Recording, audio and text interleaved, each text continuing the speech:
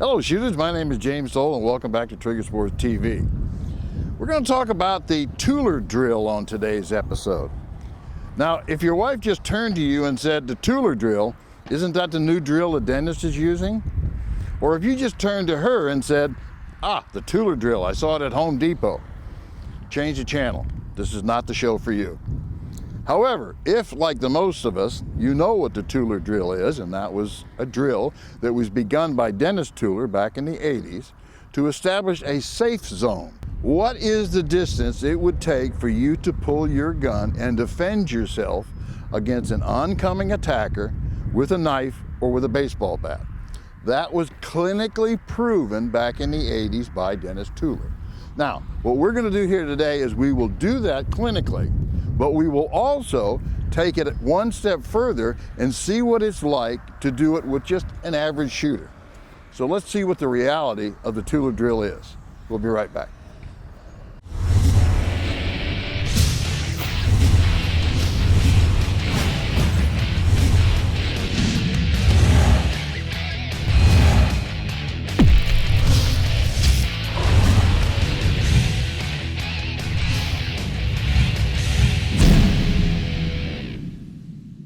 Hello shooters, if I were to say 21 feet is a safe distance between you and an attacker with a knife, would you agree?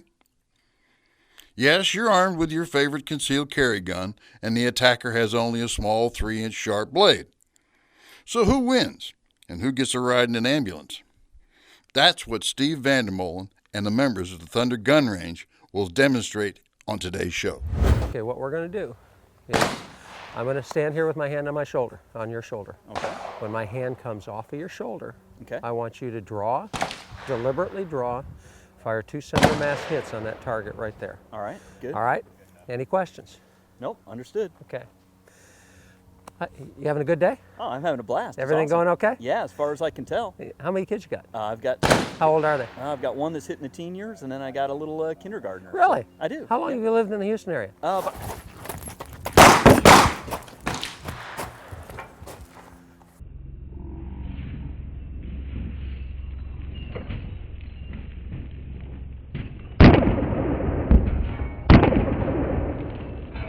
I had it on his throat just as that first shot fired. Now, look at the hits on the target because that's just as important. Here's his first shot. That was the first shot. That would have caught me right up in here someplace. Okay, that might have spun you or slowed you. Could have. That second shot.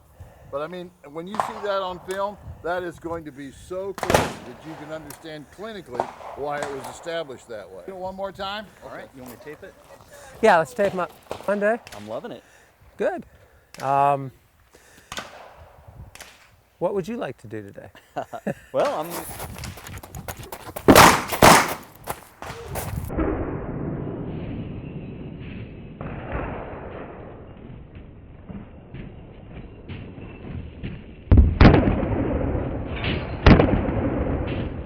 The 61-year-old kicks butt. You got me. Okay, let's see what happened on the target. Oh. He might have zinged one off my head, but I was here when he fired that shot. Let me ask you this question. Now, you've done the clinical part. How do you use this in your normal training? I mean, how do you set this up for your normal training? Well, the first point of this, James, is that people don't believe it. When people come out and we start talking about awareness, and this is an awareness tool. This isn't a gunfighting rule. It's an awareness tool. It shows people that they have to be aware and they have to identify very quickly that they're being attacked. And that the reaction time to that is going to be what gets them in trouble and why that 21-foot rule that Dennis Tueller described is very important. But what we do is we use this drill right here to heighten their awareness. Because if you talk to most people, they'll say either, I don't believe it, or, yeah, I understand the concept, but not me, I'm too good a shooter. Or in some cases, you ask them, they will say, oh, 20, 21 feet, Dennis already established that years ago. I know I've got that kind of time. But do you? Mark did very well. He got a good shot off in less than 2 seconds, which is not bad. What if that vest had been buttoned? Right. What if he hadn't had a round in the chamber? What if he was paying attention to his kid and noticed out of the corner of his eye that this guy was running at him? Now all of a sudden the whole dynamic changes. It's not about 21 feet. It's about getting that person identified, going through that observe, orient, decide, and act very quickly, and making the right decisions to get you back on the front end of this wave that you're now way behind. It's about ready to wash over you. Mm-hmm.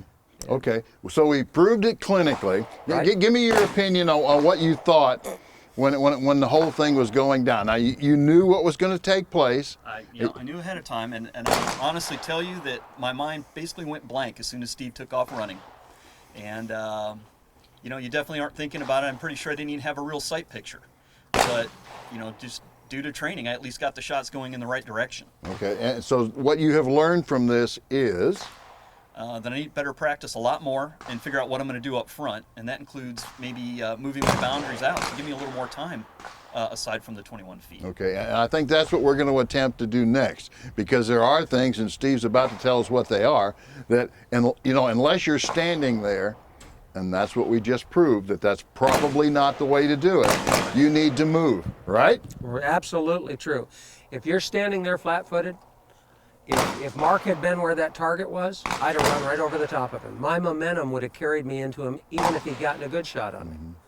And so handguns are not the first choice for self-defense, because they're not going to necessarily stop somebody. We'll talk about some ways that you can actually gain yourself some distance and still be in that 21 feet. Right. So we're going to talk about some ways that you can, through your awareness and through your reaction, we'll extend that distance out a little bit more for you, Mark, and make you a little bit more comfortable. Yeah, I'm going to need that. And definitely at the time you need, it's the wrong time to start thinking about how to do it. Absolutely. Hey, shooters, don't go away. We're here in Conroe, Texas, and we'll be right back.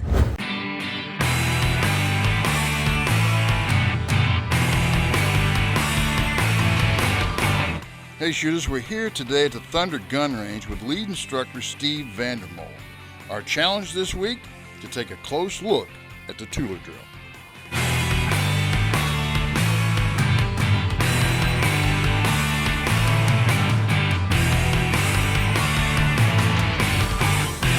Now, I already showed you that I can run right through that target.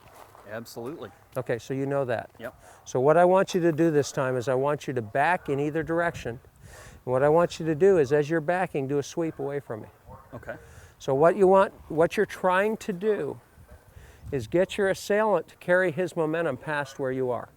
All right. So he's moving. He's carrying that weight and that energy going forward. Okay. What I want to do is take advantage of the fact that he now has to observe, orient, decide, and act. Because right now he's already in the act stage. So I want to break that determination. I want to get him back in his decision loop, because he's going to say my target moved. Right. And then I want to use my advantage, his momentum to my advantage. I want to let his momentum carry him past me. And that way, as he goes past, I can be engaging that target, neutralizing it, hopefully. Okay, yeah, that sounds good. All right. You've already identified me. You see that I'm here. Okay. I'm not going to tell you when I'm going to start this time.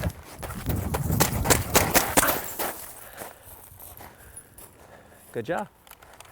Good job. That's an See the adrenaline rush. difference? Oh, very much so. Yeah. See the difference? Yeah. All of a sudden, I can't turn that fast. I've got to say, holy crap, my target's moving. I've got to do something. What am I going to do? I got to turn. You gotta go. How am I going to turn? I got to slow down. All of that stuff is going through my head. That buys you time. Yeah, That buys you distance. absolutely. Make a difference? Definitely. Cool. Plus, I knew it was coming. Yeah. But still, even at that, Yeah, it's true. you've got to do that. Did you verbalize that time? I did not know. You didn't. Let's try it again. Okay. I want to do exactly the same thing, All right. but I want you to verbalize. I want you to get that left hand up while you're drawing. Yeah. Tell me to stop. Give me a stop sign. Okay. Tell me to stop. Make me think. Okay. Then we'll see how it goes from there. I'm not going to tell you again. It's just going to happen whenever it happens. Okay. All right? So, what part of town do you live in? Well, I live out in the woods. Stop! I can't make that turn. It is impossible for me to make that turn. Yeah. It really is. It gives me a lot more time for sure. It does. I think I actually had decent shot placement. And your eyes never came off of me. Your eyes were right there the entire time, which is right where they need to be, right on the thread. Right. Good job. All right, thanks. Shooters, what you have seen is a couple of pretty experienced shooters with that Tueller drill. Now we're going to take an average guy, me, and I am going to be the one doing the shooting. We're going to leave Steve running because he's got much more practice at it than Thanks, James. What you're doing is letting me wear out before you take me on. I see what you're doing, and that's fine. I need a little handicap. Yeah. Good deal. So I'm not having a holster. I do have the jacket on. I'm going to have to sweep around, pull it out, take it off safety, and fire. So I am going to be handicapped somewhat. So let's try it. Let's see what it's like. James, the drill starts right now. How you doing? Good. Are you having a good Sunday so far? Yeah, it's a beautiful day out Any here. day on the range. Don't do that. Don't do that. I cannot change my direction. Good job. The reality of the Tueller drill is simply get yourself moving. Once you recognize that you're in a situation where you're going to have to defend yourself, that is the time to move with your weapon and get out of the path. As Steve pointed out, if you have to force him to change directions, that's not in his program. He's going to slide around perhaps if he's on gravel. If you're on a hardwood floor, you're probably going to turn quicker. But the key here is, if you're the shooter, get moving. Recognize you're the bad guy when he's coming. Get up, get your gun ready, and get moving, and hold him off. Perfect answer, James. We'll be right back.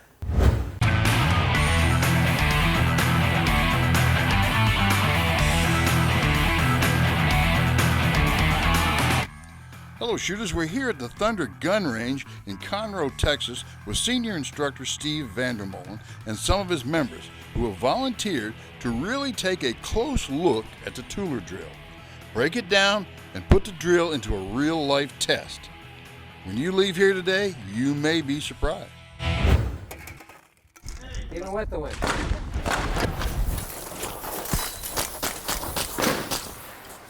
You got pretty close. When did that first shot go off? I was getting out of the way. I don't Not this know. far away from it? Yeah. Okay, we'll put a little more drama in this one. Steve's actually going to flip the table as we move away.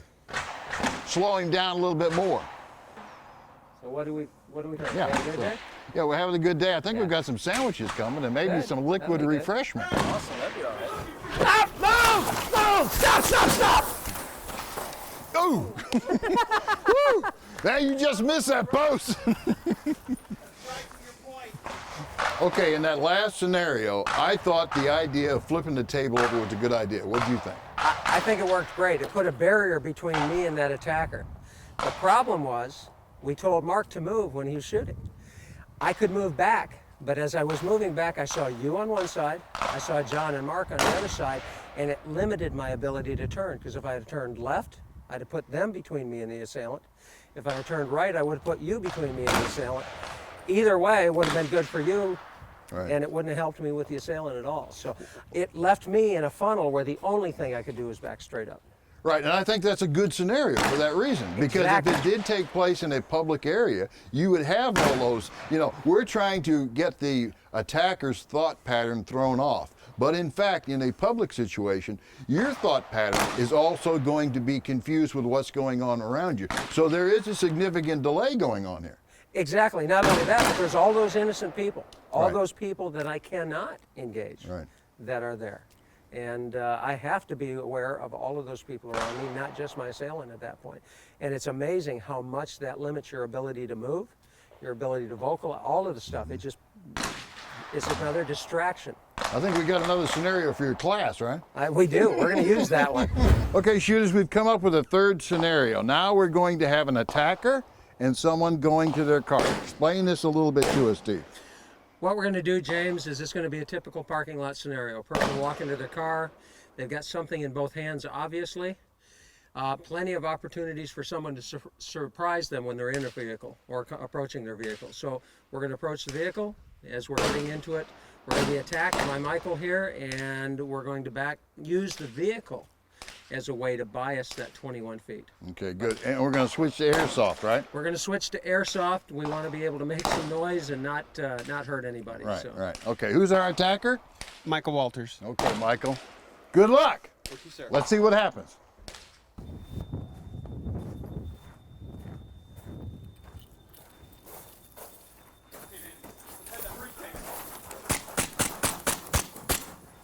Nice. Nice. Nice. One more time.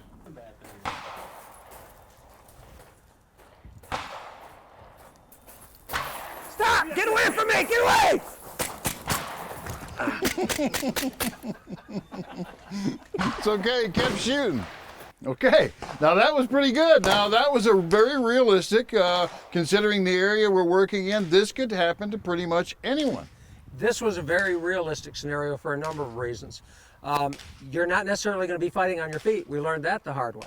And that doesn't mean you're out of the fight. It just means you have to change your approach.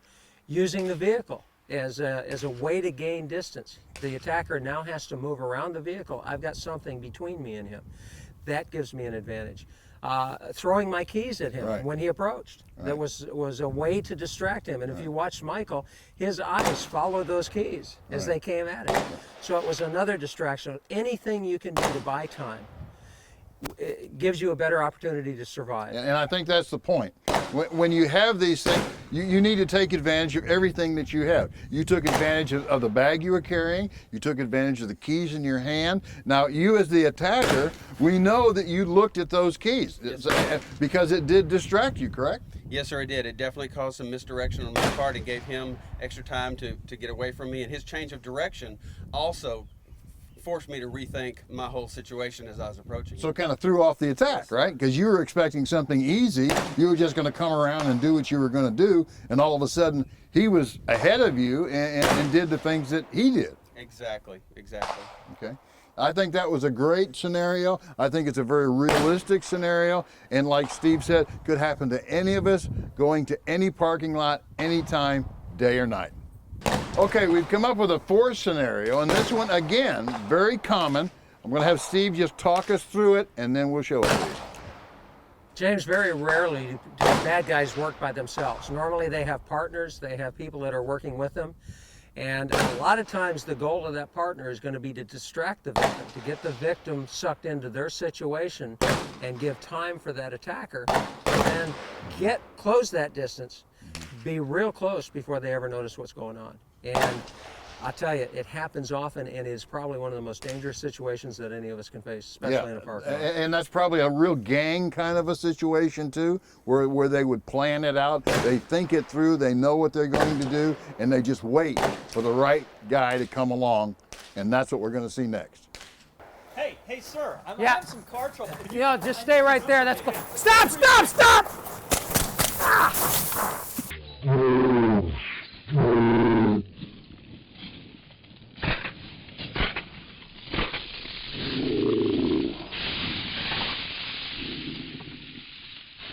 Hey, sir, What? can you help me out? I have Yeah, just stay right there. Stop! Stop! Stop! Stop!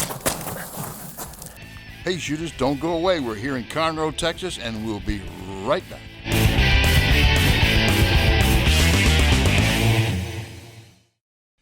Hello shooters, we're here today at the Thunder Gun Range in Conroe, Texas, with Senior Instructor Steve Vandermolen and some of his members who have volunteered to really take a close look at the Tueller Drill, break it down, and put the drill into a real-life test. Okay shooters, we've got all our actors here. You've seen some great scenarios today. Let's get a little feedback. Well, for me, the big trick was to be aware of what was going on. I had the advantage of actually knowing that at some point the assailant was going to take off running and I had to shoot. But when you're out there on your own in a parking lot, you're going to question yourself and second guess. So you need to be prepared. Think ahead of time what you're going to do, and also practice helps a lot. And I think in one of the scenarios, actually, you kind of hesitated for a moment, got a little hung up in the clothing, right? Yeah, that was a big one for me. I hadn't really practiced a lot with drawing from concealment, and when you need it, it's exactly the wrong time to start practicing. So that's going to be something that's going to be added to my list. Okay, all right, good. How do you feel about today's scenarios? From what you read and hear until you actually experience it, you really don't know what's going to happen. And even Mark brought up a point in drawing from concealment. The first time I drew from concealment was close to about 5 seconds. And now it's a lot shorter because I come out here and practice drawing from concealment. And you really reduce the amount of response time, and you have a chance of surviving such an attack. Okay, how did it feel being the bad guy all day today?